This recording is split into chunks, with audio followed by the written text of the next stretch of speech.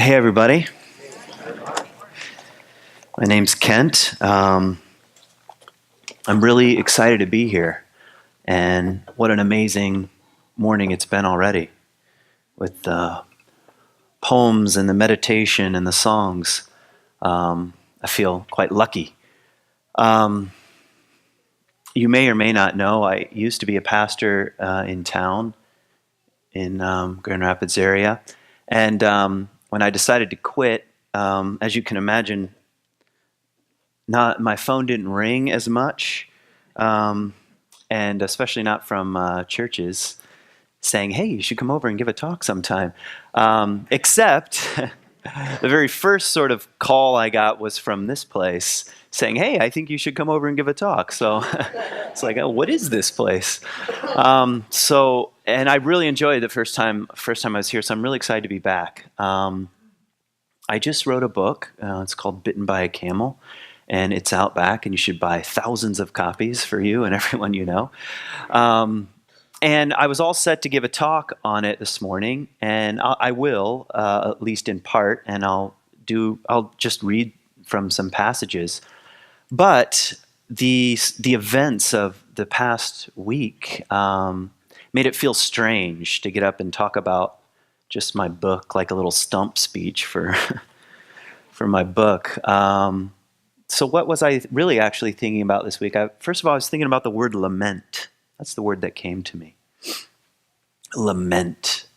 I feel like there's so much to grieve and lament. Lament is even a stronger word. And I was even thinking of those biblical prophets that would tear their clothes and throw dust on their heads and cry out. Not just for their own personal pain and hardship, but for the community, for the errors of the government. That's what the biblical prophets were most known for. Grieving and lamenting our choices or their choices as a culture. So that's the word that came to me. I feel like now is a time for some lament. What do I lament? I lament the pain in our culture. I lament the fear. There's so much fear. I lament the anxiety. I lament our own history. It's checkered history. I lament the way we've told history to ourselves and to our kids. The way we get to pick and choose which narrative kind of we feel best about. I lament such a thing. I lament our own tribalism, which I think is in all people. I think it's part of our psychic makeup. It's not the only part of our psychic makeup, but I lament the way our tribalism gets the best of us, and how quickly we categorize and circle the wagons. I lament our own racism, my own racism. The stuff I don't really want to look at. I had a feeling this week that we got a glimpse of our own shadow selves. I mean it in the kind of Jungian sense, our own shadow selves. Perhaps even our own shadow as a culture, our own collective shadow. Now, the funny thing about the shadow or shadowy material, according to Jung, is that, first of all, you don't know it's there. Otherwise, then it's not the shadow. It's something else. You don't know it's there. And this is what he says. This is the way to recognize your shadowy material. If you insist that there's no way you're like that person, then you're getting close to it. So I felt that way, There's no way I'm like, fill in the blank. And you could see that the many sides tend to do that to one another. There's no way I'm like so-and-so, which means we're just touching upon the shadow a little bit. And what does that mean? What is that an invitation to? It's an invitation to go deeper. It's an invitation to go deeper, I think, first personally. So, and I also thought about that line from Rilke. Rilke has this, the end of one of his little poems, says, Be modest now. That's the line that came to me. Be modest now, like a thing ripened until it's real. Be modest now. And I'm saying that because I felt kind of leveled. Like, I really don't know what I'm talking about, and I really don't know what's going on in our country, and I really don't tend to look at how much fear, anxiety, pain, and mistrust is really just underneath the surface. So, in what ways do I kind of need to be modest now, like a thing ripened until it's real? The other sort of area of lament I just want to mention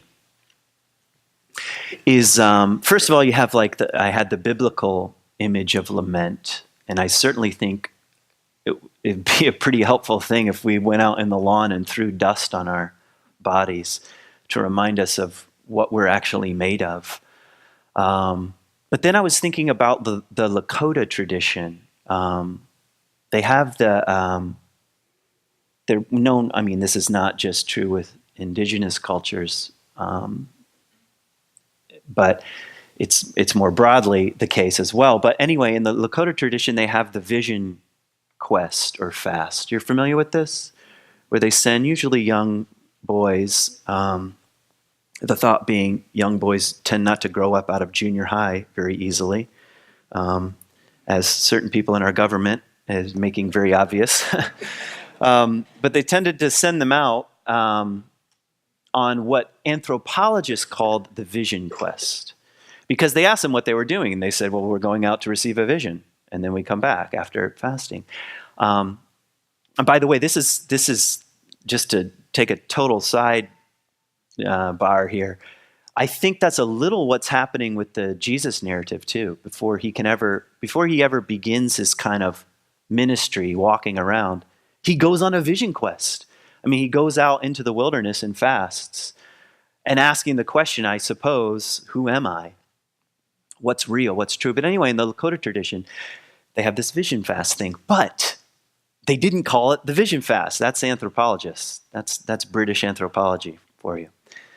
What did they call it in their language? Lament. They called it a lament.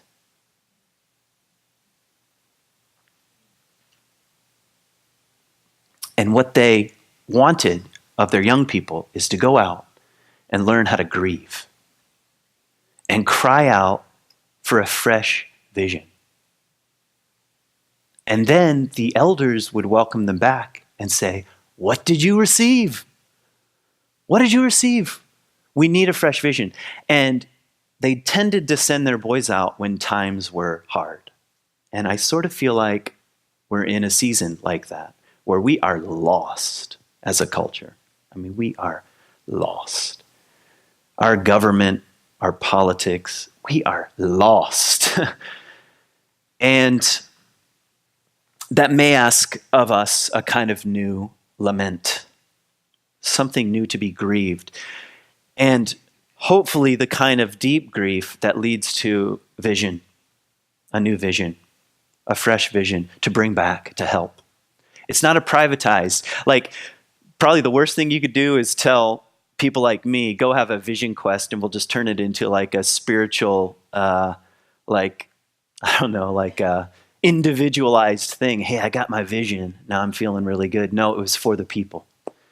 In the Lakota tradition, it was for the people, for the good of the whole community. I don't know. I feel like we need a bit of that. We need the grief, and in our grief, crying out for a fresh vision. The other thing I was thinking about this week was choice. Like that poem that we just heard. Either you will go through this door, or you will not go through this door. The door makes no promises. But if you don't go through this door, much will evade you. You can even die bravely, but you'll be blind. I'm paraphrasing, of course. So what is it about choice? And I was thinking about the 12-step programs. And it sort of relates to the notion of lament too. I think what I feel personally, what needs to happen? A searching moral inventory. Isn't that what they call it? A searching moral inventory. Now, who wants to do that? Not very many of us. We'd rather say the other side needs a searching moral inventory, which is exactly not the point. Because I don't think we can go through the door of choice without taking a hard look, without doing our own searching moral inventory. Or you know Gandhi's famous phrase, be the change. Isn't that Gandhi, be the change you want to see in the world? How can you be the change without a searching moral inventory of your own? It's not go and do changeful things. I know that's not a word, but go and make change in the world. No, be it, which requires some lament, some grief, some soul searching, our own searching moral inventory, peeling back the curtain of some of our own shadowy bits, both the darkness and the light. Yeah. Abraham Heschel said a couple powerful things. One of them really scared the crap out of me as I thought about it. He says, words create worlds. He says, never forget that the Holocaust started with a pamphlet. So in case you think just rhetoric is neutral, it tends to create a world in which we live in. So words do matter. And then he says, not all are guilty, but all are responsible. I didn't have any slaves growing up. I may have purchased things that were made by slaves. Thanks for that lovely thought, like my phone. But maybe I'm not guilty of enslaving people, but what is my responsibility? That's what he's getting at. Okay, not all are guilty. Personally, you may have not done this or that, but what are we responsible for? And owning our own responsibility, I think, is the real task of growing up, which I really want to grow up. I want to grow up into an adult and not get stuck in the psycho-spiritual world of junior high, which is all about what group am I in, what kind of clothes do I wear, am I the tallest, am I in the shortest, who gets picked first, who gets picked last. That's junior high. And I love junior high when you're in junior high. And to say just something briefly that happened to me last night that was also hopeful. I work very, very part-time at Kaufman Interfaith Institute, which is a part of Grand Valley. And we had a meal yesterday with a Lutheran church, an Episcopal church, and a mosque. It was on the calendar. It's been on the calendar since we put it on the calendar earlier in the year. But I was like, wow, okay. 53 people or so just eating together. You know what we were talking about? What's your favorite movie? And I thought, okay, there's reason to be hopeful as well. This was a Bosnian mosque. So Bosnian Muslims talking about their favorite movie with white Episcopalians. It was a good thing. So anyway, I ran across one of my favorite poets is David White, and he wrote a piece on Charlottesville this week. I want to read you just one little section. This is what he said. Despair or hope aside, because both are present. Despair or hope aside, the great underlying question of our time, is whether our human identity, with its mixture of fears and prejudices. So the great question of our time is whether our human identity, with its mixture of fears and prejudices, which I'm now ad-libbing, I mean the shadowy bits that we don't want to look at, and its courage and generosity, both present, shaped by millions of years of pressure, and brought to its present domination over the planet. Millions of years of pressure with a mixture of fears, prejudices, courage, and generosity has brought us to this place of present domination over the planet and its inhabitants through an almost virtuous ability to see itself as separate and superior. How did we get here, he's saying, as a species?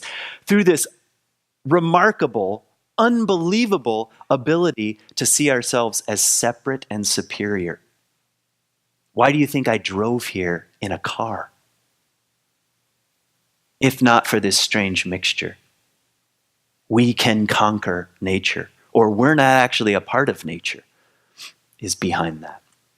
Anyway, he goes on. I know it's a very long sentence. This is one sentence, by the way. So let me just back up. So the underlying question of our time is whether our human identity, with its mixture of fears and prejudices, courage and generosity, shaped by millions of years of pressure and brought to its present domination over the planet and its inhabitants through an almost virtuous ability to see itself as separate and superior, can overcome its instinctual and until now seemingly necessary tribal prejudices and survive significant aspects of its own essential nature. Do you see how sober he is about what it means to be a human being? No, there's a mixture of prejudices and courage, and it's there. It's part of our evolutionary makeup. And the question is one of choice. You will either go through this door or you will not go through this door. Is it possible to overcome these tribal prejudices and into a future that is made by courageous choices and not by our inherited and deeply instinctual fear of the world and others?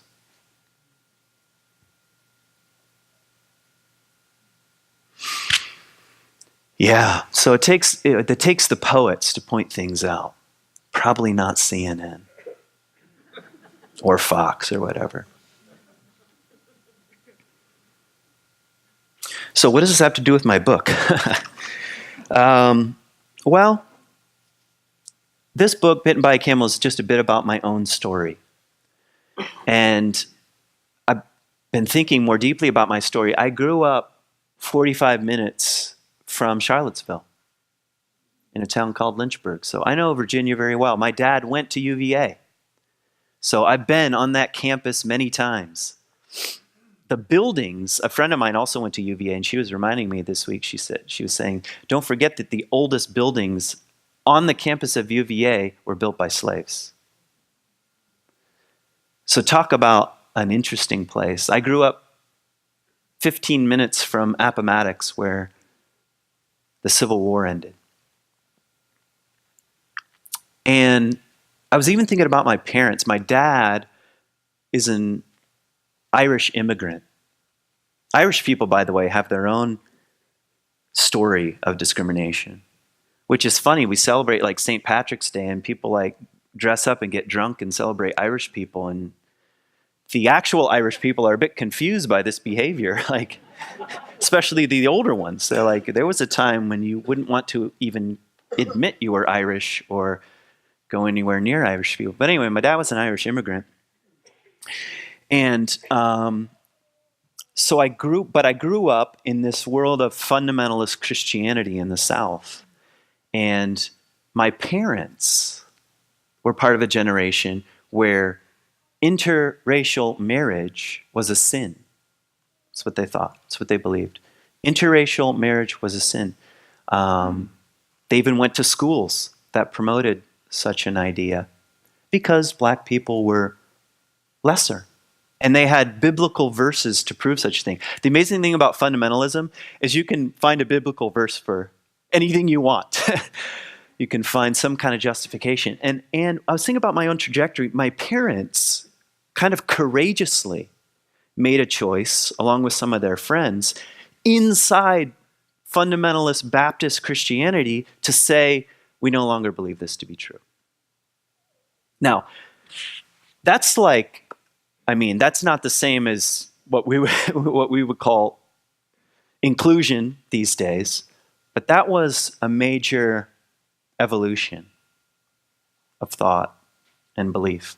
So, although I feel like a million miles from evangelical Christianity and from Christian fundamentalism, part of my own story, I can't believe it's all my own doing. But even the seeds, even my parents, I think, planted a few seeds of change around and made some courageous choices around their own, what I would think of as pretty small culture, small-minded culture. Anyway, so that was the world I came from. And I think even a question behind my book is that I'm asking is, do people really change? And what is the process of change like? And how can we say yes to the forces that are at work in our own transformation? And then what are the ways that we get stuck? So I want to read a couple sections, and I'm going to go ahead and give away the main metaphors of the book. But that still means you should buy thousands of copies for you and everyone you know. And there are two. The one is not so much a metaphor. I guess it's more of a symbol. I went to graduate school in Israel, and in a very sincere and in a very genuine way, at the end of my studies, I wanted to ask God, what I should do with my life, because that's what I was actually told, that God had a plan, and it was all on a special whiteboard up in heaven somewhere. It was really hard to figure out, but he had some kind of plan.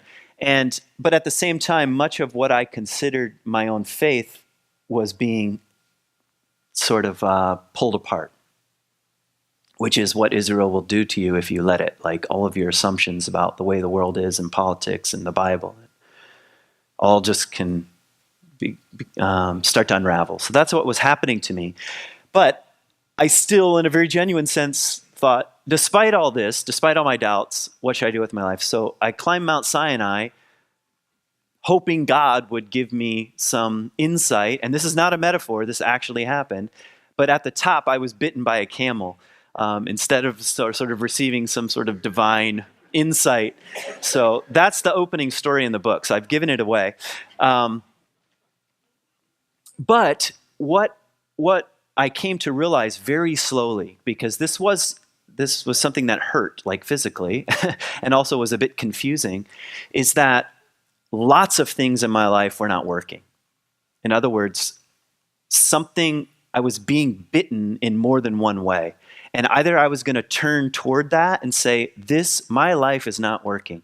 What my beliefs are supposed to be and what I actually believe, there's some sort of wedge between these things. And I can either turn toward them or continue to suppress them and deny them and pretend that everything's okay. So that's the first main metaphor in the book, turning toward the places where we've been bitten. So let me just read a small little section. I had to try on all kinds of things. I had to move to Israel. I had to check out Judaism for a while. When I first moved to Israel, I was obsessed with Judaism. And my landlord was an Orthodox Jew, and he was like my rabbi, and he would take me around. And I even thought about converting to Judaism. I had to climb Sinai. I had to get really lost. I had to teach. I had to try on being a scholar. I had to work for the church. I had to be the spiritual answer man. That was my word for being a pastor, the spiritual answer man.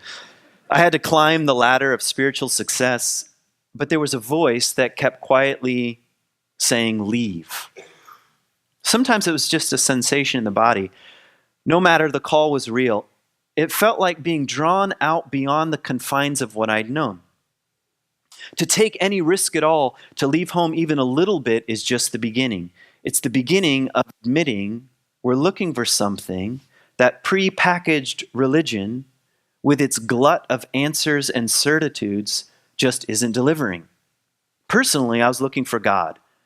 I was looking for a more authentic spirituality. I was looking for meaning and a place to call home. I was searching for convictions and ideas that resonated with my own experience. And I was looking for a few new experiences as well. At times, I ran toward my evangelical past. At times, I ran away from it. But at first, I didn't find what I was looking for. And this is a sign that I had merely started to cross the border. Being bitten by a camel is exactly the pattern of real invitation. Had I received the answers to all my prayers, been given golden tablets of divine instruction, or a ready-made job description, the story couldn't be trusted. Stories where people find exactly what they're looking for can rarely be trusted. Because I felt like a spiritual failure, I had accidentally stumbled onto the fertile ground of real change. I meet people all the time who feel like spiritual failures. This is great news. It means we've started another journey. We're on a larger quest. We're going forth like Abram. I want to stand up and cheer, go for it. The Bible is full of failures. Moses, a murderer, was running from his past and from his God when he accidentally stumbled on holy ground. And actually, I'm just thinking of it. Moses, a murderer, is the one who has to hold the 10 Commandments that say, do not murder. Jonah was fleeing from his destiny and from God when he was swallowed up. Jacob was escaping from his brother after cheating him out of money when he had the most disturbing dream. The woman caught in adultery, about to be stoned to death by religious authorities, happens to be dragged first before a peasant preacher named Jesus. The profound path starts when things don't work out. Jesus' family, friends, and closest disciples rejected him. Only then did the real path of going down become painfully clear as the real path of change. The Hollywood path of conquest is the opposite of real transformation. Nothing is learned when we win all the time. Which, I wrote that a while ago, and now I'm thinking, it just has new meaning in our political culture of winning. I really think you write something and you wonder if it's true. Right now I'm wondering if it's true. Nothing is learned when we win all the time. I think that's true. The other, I'll read one more passage. The other metaphor in the book, I was about to say, I owe it to my wife, which is true. She pointed it out, but it comes from Jesus. So Jesus and my wife put this together. Anyway, so Jesus has that famous line. He says, it's easier for a rich person, or it's easier for a camel, that's what he says, easier for a camel to go through the eye of a needle than for a rich person to enter the kingdom of God. You're familiar with this? It's used to threaten many a people, especially into giving money, So what does he mean by that? And most of my graduate work is in cultural background, biblical kinds of things. And I know there's a tradition that there are these small gates, like cities tended to have 2 gates, main city gate with big doors like Lord of the Rings kind of doors, and then these little zigzag ones. And by tradition, those are called the eye of the needle. Because if someone came at night or a caravan came, they didn't want to open up the city gates, so they would have to unload the camel in order for them to pass through this eye of the needle.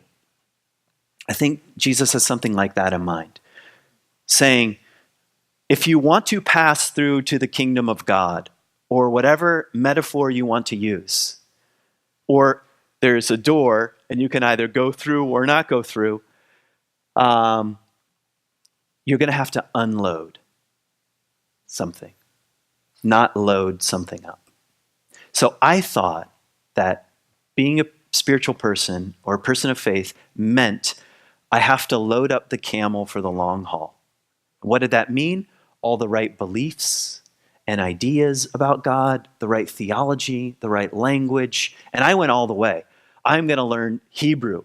I'm going to move to Israel. I'm going to walk where Jesus walked and wait for the bus where Jesus waited for the donkeys. I don't know. I'm going to go all the way. And if I load it up correctly, I'll find what I'm looking for. And I think Jesus throws out this little image to say, there's another journey. There's nothing wrong with loading up the camel, but if you want to go any further, there's a season of unloading, of taking stuff off. So what had to come off?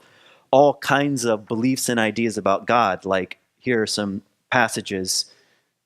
Here's from the table of contents. Here are things that had to come off the camel for me. You are not a problem to God. That's a title of one of my chapters, meaning original sin. That's what I was brought up believing, that my very essence God hates and wants to torture for all of eternity.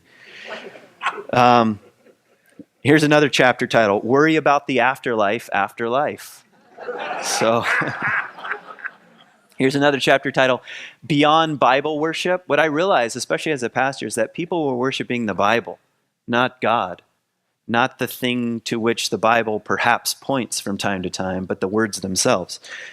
Ending end times and coming back to earth. I grew up in a super apocalyptic world where, if there was going to be an eclipse, not that there's going to be an eclipse, but that would mean that Jesus is going to appear in the sky and suck us up with his vacuum if we were good enough. Here's another chapter title, Avoid Getting Saved. That was a particular obsession of my fundamentalist past. Another chapter titled, The Wall of a Knowable God. And this was something that occurred to me very slowly, but Aquinas says, the pinnacle of the knowledge of God is to know that we do not know God. Now that's Aquinas. There's a school in town named after this dude, okay? The pinnacle of the knowledge of God is to know that we do not know God. Now, that was for me going through a door I didn't know was there. That was unloading. That was unlearning. I needed to unlearn most of my beliefs and ideas about God just for me to keep going in this thing called life. So that's what the book is about. I think my time's up, so I'll just read one little sentence near the end of the book. And this will leave you just wanting to run out into the lobby to purchase your thousands of copies.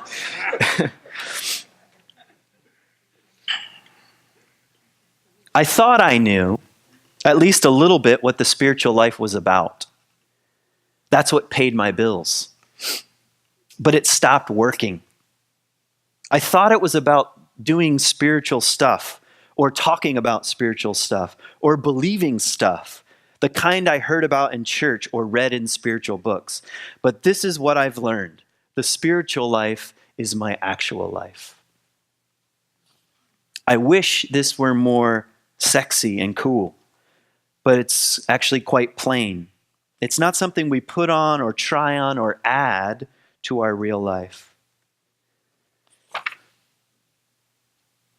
The sum total of our experiences and all their messy glory is where we live our spiritual lives. The walls come down between the sacred and the secular. The car ride on the way to church, when we're yelling at our kids to shut up, is just as much our spiritual life as the music we pretend to like when we get there. Except here, I like the music here. Who we are right now is enough. The life we're living right now is enough. Thank you very much.